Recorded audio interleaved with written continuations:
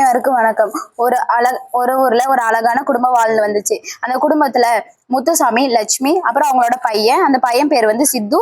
சித்துவோட தாத்தாவும் வாழ்ந்து வந்தாங்க. சித்துவோட தாத்தாவுக்கு வயசு ஆக ஆக நோய் வந்துகிட்டே இருக்கு. சித்துவோட அப்பா அம்மா என்ன சொல்றாங்கன்னா, நீ தாத்தா கூட விளையாடக்கூடாது, பேசக்கூடாது, அவர் பக்கத்துல போய் உட்காரக்கூடாது அப்படின்னு சொல்றாங்க. சித்து வந்து அவங்க அப்பா அம்மா சொல்ற பேச்சை கேட்காம அவங்க தாத்தா பக்கத்துல ஏதாவது போய் உட்காருவா, விளையாடுவான். சித்துவோட தாத்தாவுக்கு கொஞ்ச நாள் போக போக ரொம்ப நோய் அதிகமாகிட்டே இருக்கு. அப்ப சித்துவோட அப்பா என்ன பண்றாங்கன்னா, அவங்களுக்குன்னு தனி வீடும் அவங்களுக்குன்னு தனி மண் சட்டியும் கொடுத்துட்றாரு. அந்த சித்தோட தாத்தாவுக்கு இன்னும் கொஞ்ச நாள் போக போக அவங்களுக்கு வந்து உடம்பு நிலை சரியில்லாம போகுது. அப்போ வந்து அந்த மண் சட்டி எடுக்குன்னு நினைக்கும் போது அந்த மண் சட்டி வந்து கீழே விழுந்துருது. சித்தோட அப்பா என்ன சொல்றாங்கன்னா, ஏப்பா மண் சட்டி கீழே போட்டு உடைக்கிறீங்க அப்படின்னு சொல்லி திட்டுறாங்க. இது வந்து சித்துக்கு வந்து பிடிக்கவே இல்லை.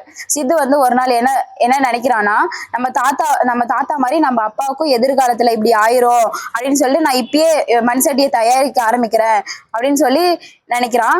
அவங்க ஒரு நாள் வந்து அவங்க அப்பா அம்மா வந்து வெளியே போறாங்க. இவன் வந்து என்ன நினைக்கிறான்னா, நம்ம இப்பயே மண் சட்டி செய்ய ஆரம்பிச்சிடலாம் அப்படின்னு சொல்லிட்டு நினைக்கிறான்.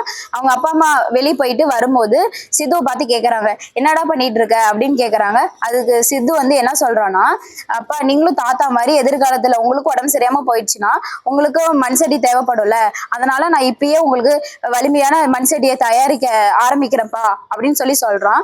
அதுக்கு சித்தோட அப்பா என்ன சொல்றாங்கன்னா, நம்ம அப்பாவை இப்படி செஞ்சதுனால தானே நம்ம பையனும் நமக்கு இப்படி செய்யறான் அப்படின்னு சொல்லிட்டு சித்தோட அப்பாவும் அவங்க அம்மாவும் அந்த தப்பை வந்து உணர்றாங்க. இததான் வள்ளுவர் என்ன சொல்றாருன்னா, பிறர்க்கின்னா முற்பகல் செய்யும் தமக்கின்னா பிற்பகல் தாமே வரும். இதோட பொருள் என்னன்னா, நம்ம ஒருவருக்கு என்ன தீங்கு செய்யறோமோ அந்த தீங்கு நமக்கு பல மடங்கா வந்து சேரும் அப்படின்னு சொல்றாங்க. நன்றி.